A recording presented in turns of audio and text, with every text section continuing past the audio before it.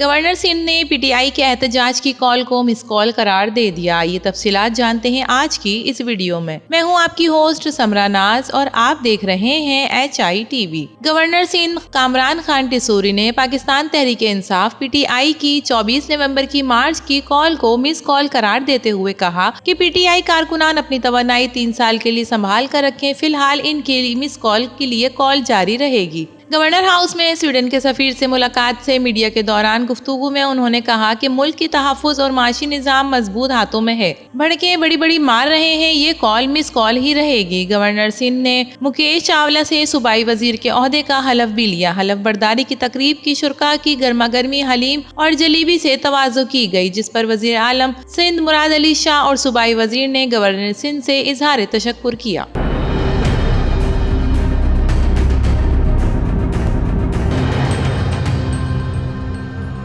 इसके अलावा तलाल चौधरी का कहना है कि जिस एहतजाज को ये आखिरी कॉल कहते हैं, इनके सियासी ताबूत में आखिरी कील साबित होगा। पाकिस्तान मुस्लिम लीग के रहनुमा तलाल चौधरी ने कहा है कि पाकिस्तान तहरीक इंसाफ पीटीआई का एहतजाज नंद भावच की लड़ाई की भेंट चढ़ता नजर आ रहा है। हुकूमत को कुछ करना ही नहीं पड़ेगा। एक टीवी न्यूज चैनल में उन्होंने गुफ्तगू के दौरान बताया कि बुशरा बीबी जो फैसले कर रही है, तहरीक की कामयाबी नामुमकिन है। उन्होंने कहा कि फैसलाबाद में 20,000 लोग नाले के लिए भी पब्लिक ट्रांसपोर्ट नहीं है। एक और बयान में तलाल चौधरी ने कहा कि खैबर पख्तूनख्वा के वजीर आला के दांत दिखाने के और हैं, जबकि खाने के और हैं। उन्होंने मजीद कहा कि हुकूमत की आंखें खुली हैं, पाकिस्तान को नुकसान पहुंचाने नहीं दिया जाएगा। माफी गुनाहों की सजा के बाद ही मिलेगी। नून लीगी रहनुमा का कहना था कि 24 नवंबर के एहतजाज को ये आखिरी कॉल कहते हैं, इनके सियासी ताबूत में आखिरी कील साबित होगा।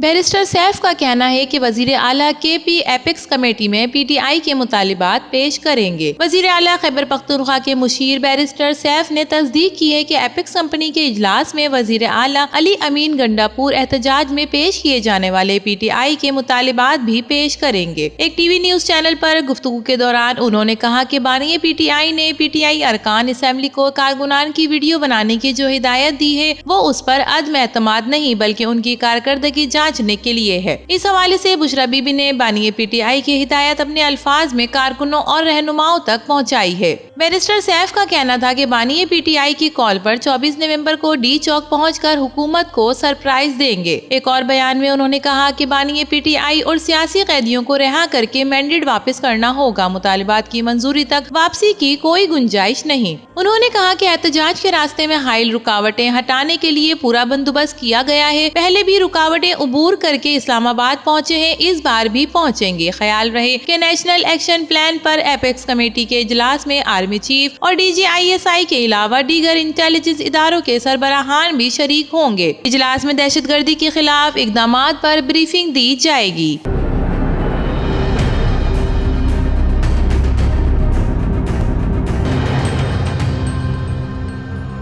बुशरा बीबी की पीटीआई इजलास के ऑडियो सामने आ गई। कहती हैं कि बतौर सबूत वीडियो नहीं होगी तो आइंदा टिकट नहीं मिलेगा। ऑडियो में बुशरा बीबी बानी पीटीआई का पैगाम कारकुनों को दे रही हैं। बुशरा बीबी का कहना है कि इमरान खान ने कहा था कि आपको गाड़ियों की वीडियो बनानी है जिसमें आम आवाम भी नजर आए। एहतजाज में सिर्फ वर्कर्स नहीं, आवाम को भी लेकर पहुँचना है। इंटरनेट बंद होगा, मुतबादिल बंदोबस्त भी करना होगा। सोशल मीडिया यूट्यूबर्स काफिलों के साथ वीडियो साथ साथ शेयर करें। उन्होंने कहा कि आपके काफिले का कोई वर्कर जख्मी हो जाए तो हल्के का MNA और MPA सब मिलकर उसका ख्याल रखें। उनका कहना था कि खान ने कहा है कि एहतजाज के दौरान हर MNA और हर MPA मरकजी जुलूस में शामिल होने से पहले अपना इनफरादी जुलूस की वीडियो बनाएगा। जिसके पास सबूत के तौर पर वीडियो नहीं होगी तो अगली बार टिकट नहीं मिलेगा। उसे पार्टी में चाहे 25 साल हो गए हो या 30 साल पुराना हो, खुद भी गिरफ्तारी नहीं देनी और वर्कर्स को भी गिरफ्तारी से बचाना है। बुशरा बीबी ने मजीद कहा कि काफिले में इंटरनेशनल मीडिया को साथ रखना है। 24 नवंबर का एहतजाज बानी पीटीआई से वफा का इम्तिहान है। 5 लाख लोग 24 नवंबर को निकल सकते हैं। इस वक्त ग्रुपिंग का मतलब खान से वफादारी नहीं। बुशरा बीबी ने 9 मिनट तक इजलास से खिताब किया। रहनुमा पीटीआई शौकत यूसुफजई ने बुशरा बीबी की ऑडियो की तस्दीक कर दी और कहा कि पीटीआई के इजलास से खिताब की ऑडियो बुशरा बीबी की ही है। ख्याल रहे कि पाकिस्तान तहरीक इंसाफ की बानी इमरान खान ने 24 नवंबर को एहतजाज की फाइनल कॉल दे रखी है। इसके अलावा वो एहतजाज की तैयारियों के हवाले से इमरान खान की अहलिया बुशरा बीबी भी पेशावर में मुतहरिक नजर आ रही हैं। पीटीआई एहतजाज से मुतालिक इजलास में 10 अरकान असेंबली की अदम शिरकत वजह सामने आ गई है।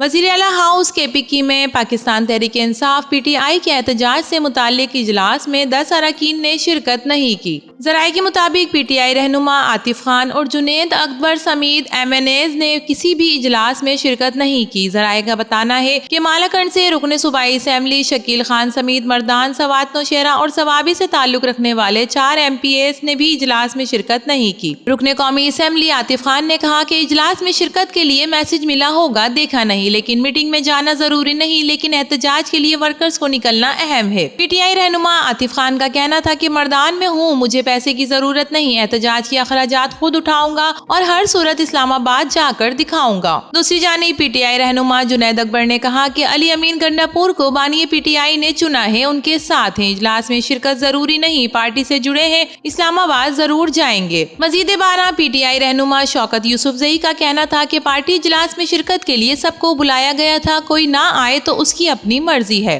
जराये के मुताबिक बुशरा बीबी ने वजीर आला हाउस पेशावर में होने वाले जुनूबी और पेशावर रीजन इजलासों से खिताब के दौरान कहा कि इस एहतजाज को कामयाब बनाने के लिए तमाम तवानाई इस्तेमाल की जाएगी। रुकने सूबाई असेंबली 5000 जबकि रुकने कौमी असेंबली 10,000 कारकुनान जमा करेगा। नाजरीन, आपको बताते चलें कि अहम हुकूमती शख्सियत और PTI का हाई लेवल राब्ता मुज़ाकरात कामयाब हुए तो 24 नवंबर का एहतजाज मुलतवी होने का इम्कान है।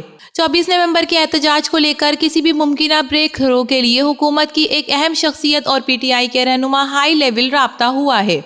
एक टीवी न्यूज चैनल के मुताबिक किसी मुमकिन ब्रेक थ्रू के लिए हुकूमत की अहम शख्सियत और PTI के दरमियान हाई लेवल राब्ता हुआ है और ये राब्ता मुस्बित था। मुज़ाकरात में शामिल नाम अफशा हुए तो एस्टेब्लिशमेंट और PTI में मफाहमत की कोशिशें बेकार हो सकती हैं। जराये का कहना है कि बातचीत मुस्बित रही तो हुकूमती शख्सियत मुख्तदिर हलकों को एतमाद मिलेगी, PTI को कुछ यकीन दहानियां कराई जा सकती हैं, जबकि बाज़ाब्ता मुज़ाकरात हुए तो PTI और हुकूमत के दरमियान होंगे। किसी भी इत्तफाक से पहले हुकूमत को इस्टेब्लिशमेंट की मंजूरी दरकार होगी।